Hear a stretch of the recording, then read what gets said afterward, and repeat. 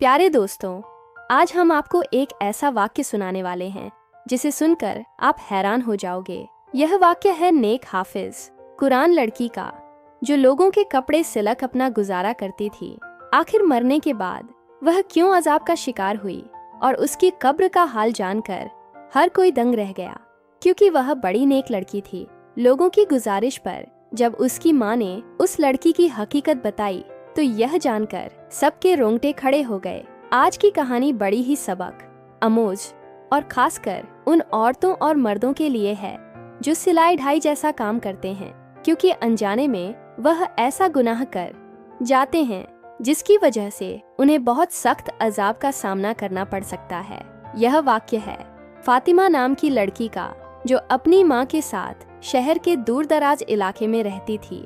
उसके बाप का इंतकाल हो चुका था। फातिमा की माँ ने फातिमा को कुरान पाक ही फज कराया, स्कूल की तालीम भी दिलवाई और सिलाई भी सिखाई थी, ताकि वह लोगों के कपड़े वगैरह सिलाई करके और कुछ नहीं तो घर के खर्चे ही चला सके, यानी कि उन माँ बेटी की 2 वक्त की रोटी चल सके। फातिमा बहुत ही मेहनती लड़की थी।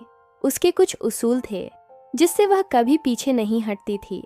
एक दिन फातिमा के पास 2 औरत आती हैं और बार बार कपड़े सिलाई के लिए फातिमा को इशारे किए जा रही थी, लेकिन फातिमा ने 2 टोक लफ्जों में उन्हें जवाब दे दिया कि वो उनके कपड़े नहीं सी सकती। वह औरतें फिर फातिमा की मिन्नतें करने लगीं। फातिमा, देखो, इनकार ना करो, तुम सबके कपड़े सिलाई करती हो और बहुत अच्छे करती हो। हमारे कपड़े भी सिल दो, बहुत महंगे कपड़े खरीदे हैं। हमने किसी ऐसे वैसे दर्जी को देकर हम अपने कपड़े खराब नहीं करवाना चाहते। तुम तो जानती हो, तमाम गली मोहल्लों की औरतें तुमसे ही कपड़े सिलवा हैं। तुम कम दाम में बहुत अच्छी सिलाई करके देती हो और कपड़े पहनने में भी बहुत अच्छे लगते हैं। फातिमा बोली, लेकिन जैसा डिजाइन आप लोग बोल रही हो, इस तरह के कपड़े मैं नहीं सिलती। उन कपड़ों में पूरे बाजू नजर आएंगे। शलवार का डिजाइन भी ऐसा होगा कि पिंडलियों से ऊपर पांव दिखेंगे। तौबा तौबा, मैं ऐसे कपड़े कैसे सिल सकती हूँ। फातिमा ने यह बोलकर साफ साफ इनकार कर दिया। वह औरतें कहने लगीं, हम तुम्हें कुछ ज्यादा पैसे दे देंगे। हमें तुम्हारे हाथ की सिलाई बहुत पसंद है। तुम बहुत नफासत से काम करती हो। माँ खड़ी हुई और कहने लगी, नहीं बाजी, मैं सिलाई नहीं करूँगी। और फिर वह अपने बावर्ची खाने की तरफ चली गई। फातिमा की अम्मा ने शर्मिंदगी से उन दोनों औरतों से मजर्रत की। कहने लगी, मेरी बेटी थोड़ी पर्देदार है, वह इसलिए इस तरह के कपड़े नहीं सीती। उन दोनों औरतों के जाने के बाद फातिमा की माँ ने फातिमा से कहा, बेटी, तुम क्यों आई हुई रोजी को धक्का देती हो? आखिर तुम कपड़े सिलाई क्यों नहीं करना चाहती हो? कुछ 4 पैसे आ जाते। फातिमा बोली, अम्मा, मैं ऐसे ही बेहयाई के कपड़े किसी को सिलक नहीं दे सकती। इतना कहकर फातिमा अपना दुपट्टा सेट करते हुए वजू करने चली गई और उसकी अम्मा भी खामोश हो गई। वो जब भी फातिमा से कोई बात करती तो वह इसी तरह के जवाब देती थी। उन्हें अपनी बेटी से बहुत मोहब्बत थी। उसकी माँ भी लोगों के घरों का काम करके आती थी और बेटी घर पर मेहनत करती थी। ऐसा करते करते फातिमा ने अपने पूरे दहेज का सामान बना लिया। फिर फातिमा की माँ ने अच्छा लड़का देखकर फातिमा की शादी कर दी। लड़का गरीब जरूर था, लेकिन फातिमा की बहुत इज्जत किया करता था। फातिमा की माँ ने शादी तय करते वक्त यह कहा था कि मेरा तो कोई सहारा नहीं मेरी बेटी के अलावा, इसलिए मैं अपनी बेटी और दामाद को अपने घर पर ही रखूंगी। वह लोग भी मान गए। इस तरह फातिमा शादी के बाद अपनी ही माँ के घर दोबारा से रहने लगी। उसका शौहर जितने भी पैसे कमाता, लेकिन घर का गुजारा फिर भी मुश्किल था। फातिमा को कपड़े सिलाई करने ही पड़ते थे। वक्त ऐसे ही गुजरता गया। फातिमा प्रेग्नेंट हो गई। अब फातिमा से कपड़े सिलाई करना मुश्किल हो रहे थे। इधर फातिमा को यह खुशखबरी मिली और उधर से शौहर ने घर आकर बताया उसे नौकरी से निकाल दिया गया है। फातिमा यह बात सुनकर रोने तड़पने लगी कि अब मेरा क्या होगा? मैं इस हाल में भी कपड़े सिलाई करूंगी, क्या मुझे सुकून नहीं मिल सकता? हालांकि फातिमा का शौहर फातिमा का बहुत ख्याल रखता था। जब वह कपड़े सिलाई करने बैठती तो फातिमा को वहीं बैठे चाय भी बना देता, कभी खाना बना देता और बाहर नौकरी भी करता था। अब अक्सर फातिमा की अपने शौहर से काम के सिलसिले में बहस हो जाती। शौहर से वह बदतमीजी करने लगती, बदजुबानी करने लगती। जब शौहर खाना खाने बैठता तो आगे से यह कह देती, काम के नाकाज के दुश्मन, अनाज के वह बेचारा 2 निवाले खाता और उठकर बाहर चला जाता। हालांकि वह भी रोज काम ने जाता था और यह तो अल्लाह की मर्जी थी कि उसको काम मिल ही नहीं रहा था। ऐसा करते करते आखिर वह दिन आ गया कि फातिमा के घर बेटी पैदा हुई। फातिमा का शौहर और फातिमा की माँ बच्ची को देखकर बहुत खुश हुए। फातिमा का शौहर तो बच्ची की खुशी में घर घर में मिठाइयाँ बांट रहा था। इधर फातिमा के शौहर को बच्ची की खुशखबरी मिली और उधर फातिमा के शौहर का काम भी लग गया। जहाँ फातिमा के शौहर को काम मिला वह ठेकेदार बड़ा ही सख्त मिजाज था। मजदूरों के साथ बदतमीजी से पेश आता लोग बस मजबूरी के तहत उसके पास काम करते थे और अक्सर वह मजदूरों को गंदी गालियां भी दे दिया करता था। इधर फातिमा के घर का गुजारा मुश्किल से हो रहा था। जब बेटी थोड़ी सी बड़ी हुई तो फातिमा ने फिर से अपनी सिलाई स्टार्ट कर दी ताकि उसकी बेटी का खर्च भी पूरा हो सके। जो भी औरतें कपड़े सिलवा कर ले जाती, उनके कपड़ों में से जो कपड़ा बच जाता वह औरतें उसी को दे देती। उसी कपड़े से वह अपनी बेटी के छोटे छोटे फ्रॉक सिल देती और उसको पहना देती। इसी तरह वह गुजर बसर कर लेती, क्योंकि फातिमा के शौहर की इतनी कमाई तो है नहीं थी कि जिससे वह ज्यादा खर्च कर सके। बिजली के बिल और घर का सौदा सलफ ही शौहर पूरा कर सकता था। फिर एक दिन खुदा की करनी ऐसी हुई कि उन लोगों के घर में जलजला सा आ गया हुआ। कुछ यूं फातिमा का पांव अचानक सीढ़ियों से फिसला और पहली सीढ़ी से गिरती हुई आखिरी सीढ़ी तक आ गई। उसके सर से खून बह रहा था। फातिमा की माँ रोने चिल्लाने लगी। पूरा मोहल्ला उनके घर में इकट्ठा हो गया। जल्दी से फातिमा के शौहर को खबर कर दी गई। जुमे का दिन था और फातिमा का शौहर इसीलिए आज काम पर था कि एक्स्ट्रा जो पैसे मिलेंगे मैं अपनी बच्ची के लिए खिलौने खरीदूंगा उस दिन। और कोई मजदूर वहां काम नहीं कर रहा था। जब फातिमा के शौहर को बीवी की ऐसी खबर मिली तो जल्दी से उसने ताले लगाए और कर घर वापस आ गया। चाबी उसने अपनी जेब में रख ली और जल्दी से घर आ गया। डॉक्टर के पास ले जाते फातिमा रास्ते में ही दम तोड़ गई। फातिमा के शौहर को फातिमा की कई बातें बहुत याद आ रही थीं। वह तड़प तड़प कर रो रहा था और फातिमा की माँ भी बिलख बिलख कर रो रही थी। फातिमा का शौहर इसलिए भी ज्यादा रो रहा था कि उसकी मासूम सी बच्ची है। अभी तो वह इतनी छोटी थी कि माँ का दूध पीती थी। यह सब सोचकर वह और भी ऊंची आवाज में रोने लग जाता। फातिमा की अचानक मौत पर हर कोई अफसोस करने लगा। कौन जानता था एक जवान लड़की भरी जवानी में यूं खामोशी से चली जाएगी। हर कोई फातिमा की नेकी के गुण गाया करता था। सभी जानते थे वह कितनी नेक थी, परहेजगार थी, हर किसी का ख्याल रखने वाली थी। हर कोई उसकी तारीफ में लगा हुआ था। फातिमा की माँ और शौहर का रो रो कर बुरा हाल हो गया। वह दोनों गम से निढाल थे। फिर तदफीन का वक्त करीब आया और फातिमा का जनाजा उठ गया। फातिमा को कब्रिस्तान ले जाकर दफना दिया गया। उसे दफनाते वक्त उसका शौहर कब्र के अंदर उतरा था और उसी दौरान उसके जेब में से वह चाबियां निकलकर कब्र के अंदर गिर गई, जहां काम से वह ताले लगाकर आया था। उसके शौहर को इस बात का पता ही न चला। वह घर लौट आया। शाम होते ही सब लोग अपने अपने घरों को चले गए। सबके जाने के बाद घर बिल्कुल वीरान सा हो गया। फातिमा की सिलाई मशीन सामने ही रखी हुई थी, जिसे देखकर उसकी माँ बार बार रोने लग जाती, क्योंकि उसको पहले बेवा होने का दुख था और अब बेटी के चले जाने और छोटी नवासी का तन्हा रह जाने का दुख बार बार सता रहा था। फातिमा के शौहर ने फातिमा की माँ को संभाला और गोद में अपनी बच्ची को भी बिठाए हुए था। लेकिन एक माँ को कहाँ करार आना था। जिस बेटी ने माँ की बाजू बनकर दिखाया था वह इतनी जल्दी अचानक चली गई। फातिमा की माँ को तो यकीन ही नहीं आ रहा था। बस फातिमा की माँ यही बोले जा रही थी, अभी अभी तो मेरी बेटी कपड़े सिलाई कर रही थी, ये सब क्या हो गया। उसकी माँ को किसी भी तरह से यकीन ही नहीं आ रहा था कि उसकी बेटी अब इस दुनिया से जा चुकी है। फातिमा की नन्ही बेटी भी रो रही थी और फातिमा का शौहर नहीं चाहता था कि वह अगले 3 दिन काम पर जा। वह अपनी बेटी का खूब ख्याल रखना चाहता था और बीवी के गम में बहुत डाल था। इसलिए वह मालिक को बताना चाहता था कि मैं अगले 3 दिन काम पर नहीं आऊँगा।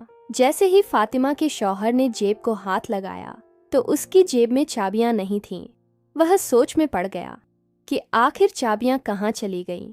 बहुत सोचने के बाद उसके दिमाग में आया कि चाबियां तो उसने जेब में ही रखी थीं।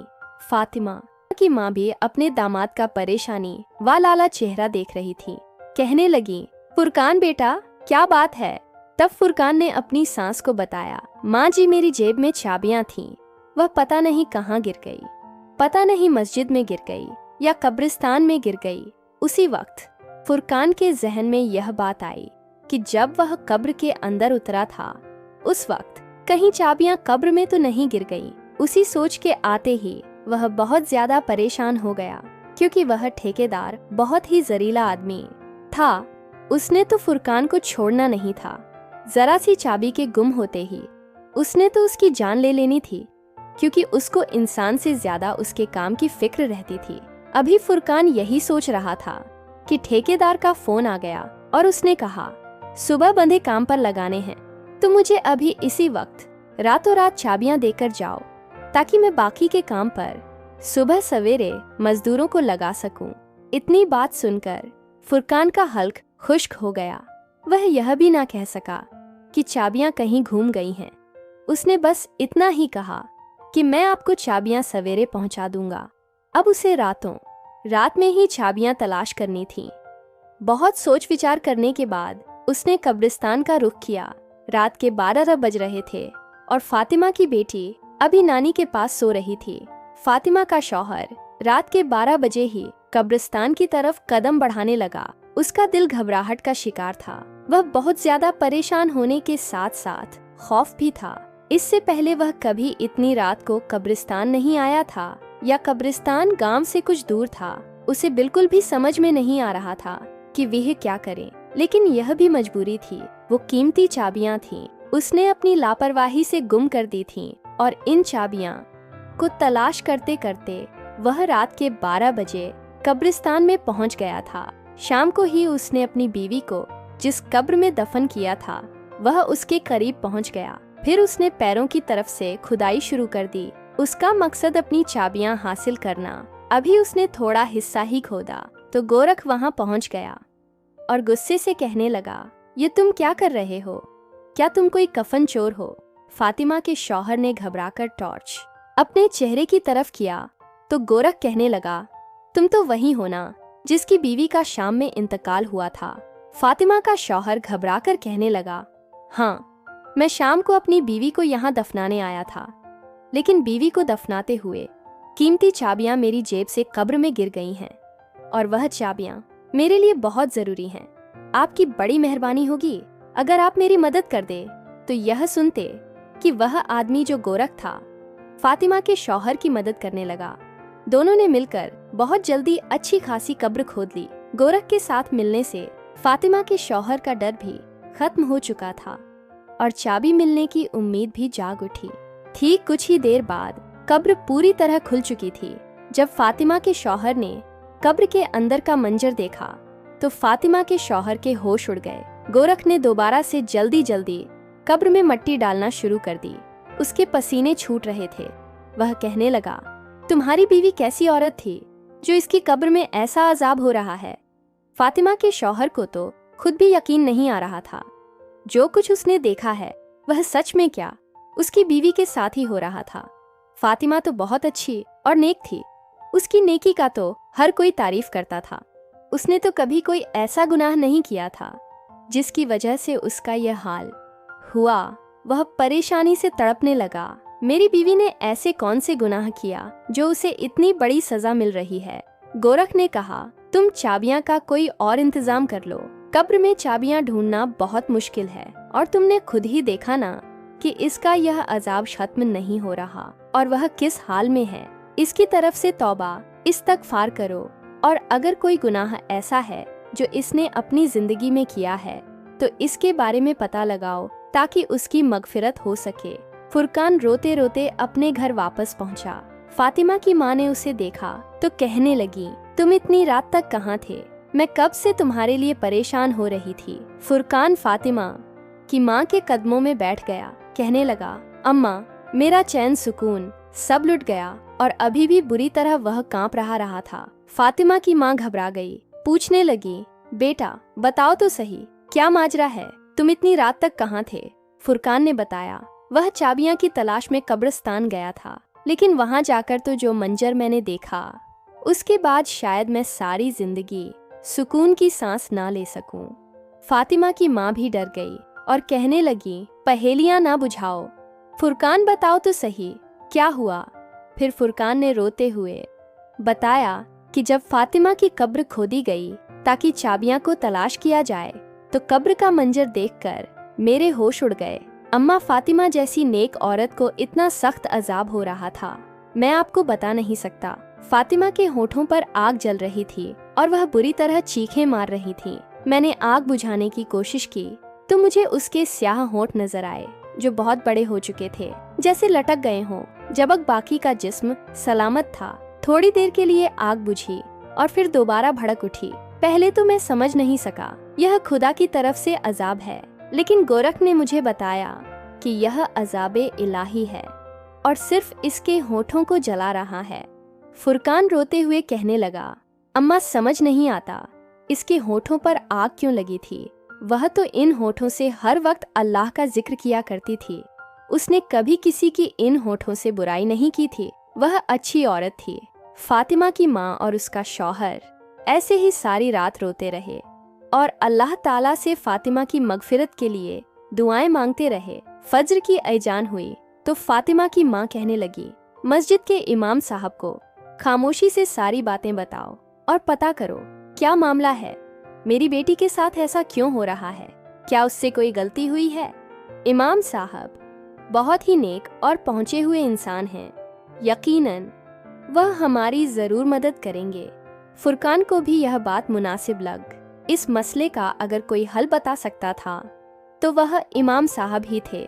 फुरकान नमाज के लिए गया तो नमाज के बाद उसने मस्जिद के इमाम साहब को रोक लिया और तन्हाई में उन्हें रोते हुए सारी बात बता दी। यह सुनकर वह कहने लगे, मैं फातिमा की माँ से मिलना चाहता हूँ।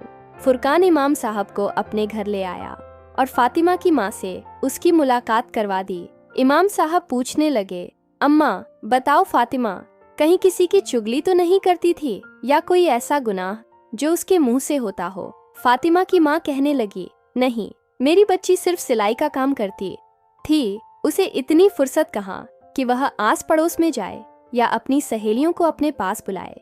फिर यह सुनकर इमाम साहब ने एक ऐसा सवाल किया जिससे फातिमा की माँ चौंक उठी। इमाम साहब ने कहा, क्या फातिमा किसी की अमानत को अपने पास रखती थी? यानी कोई बचा हुआ कपड़ा, कोई जोड़े पर लगने वाली लस वगैरह। फातिमा की माँ कहने लगी, फातिमा तो बचे हुए कपड़े और धागा वगैरह सब कुछ वापस लुटा देती थी और जो कपड़ा उसे चाहिए होता था वह पूछ कर लिया करती थी। इमाम साहब कहने लगे, सोच लो कि ऐसी गलती हो सकती है जिसकी वजह से उसके मुंह पर अजाब हो रहा है, लेकिन फिर भी उसने जाने अनजाने में कोई ऐसा गुनाह तो जरूर किया है। उसके बाद इमाम साहब कहने लगे, माँ जी, फिर भी बेटी की कोई ऐसी बात सोचकर बताओ जो वह किया करती थी और उस आदत का ताल्लुक फातिमा के होठों से हो। फातिमा की माँ बहुत सोचकर कहने लगी, और उसकी उस आदत से मुझे बड़ी चीड़ थी। वह कैंची की बजाय अपने मुंह से धागा तोड़ती थी और फिर धागे का जो रेशा होता था वह उसके मुंह में या होठों पर रह जाता था, लेकिन वह बार बार कैंची नहीं उठाती थी। मुंह से धागा खींचकर तोड़ दिया करती थी और फिर उसी धागे को मुंह से चबाकर थूक देती थी। बहुत बार मैंने उसे समझाया कि इस तरह की आदत सही नहीं है, लेकिन वह अपनी आदत में पक्की हो चुकी थी। यह सुनते ही इमाम साहब कहने लगे, तो फिर हो सकता है यह अजाब उसी धागे के जर्रे की वजह से हो, क्योंकि जब फातिमा की मौत हुई थी तो इससे पहले वह कपड़े सिलाई करती हुई उठकर सीढ़ियों की तरफ गई थी। शायद उसकी मौत के वक्त वह धागे का जर्रा उसके मुंह में रह गया हो और उसी धागे की वजह से उस पर अजाब हो रहा हो। सिलाई के बचे हुए सामान के साथ धागे का एक जरा सा टुकड़ भी उस शख्स की अमानत कहलाता है जो कपड़ों की सिलाई के पैसे देता है। सारी बची हुई चीजों की तरह धागा और दूसरी चीजें भी वापस करना जरूरी होता है। बेहतर है कि आप लोग इस तरह से मगफिरत की दुआ करें और जो लोग भी फातिमा से कपड़े सिलवाते थे उन सब से बात करके फातिमा की आदत के बारे में बताएं और इसके लिए माफी मांग लें। यह सुनकर फातिमा की माँ बहुत ज्यादा परेशान हुई। यह तो बहुत मामूली सी बात थी, लेकिन उसकी वजह से फातिमा को इतना सख्त अजाब होगा यह उनके जहन में भी ना था।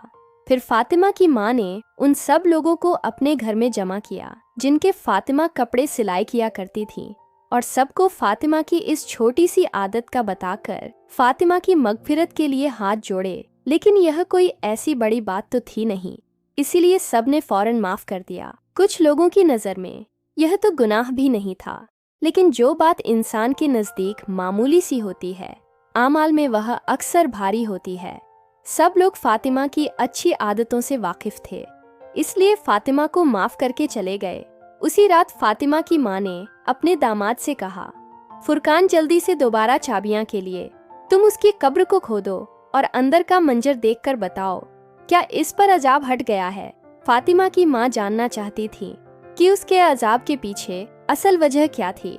क्या वाकई एक जरा सा धागा उस पर अजाब की वजह बना था। उस रात फुरकान फिर गोरख के पास गया और उन दोनों ने मिलकर कब्र खोदी तो देखा कि फातिमा की मैयत बिल्कुल ठीक थी।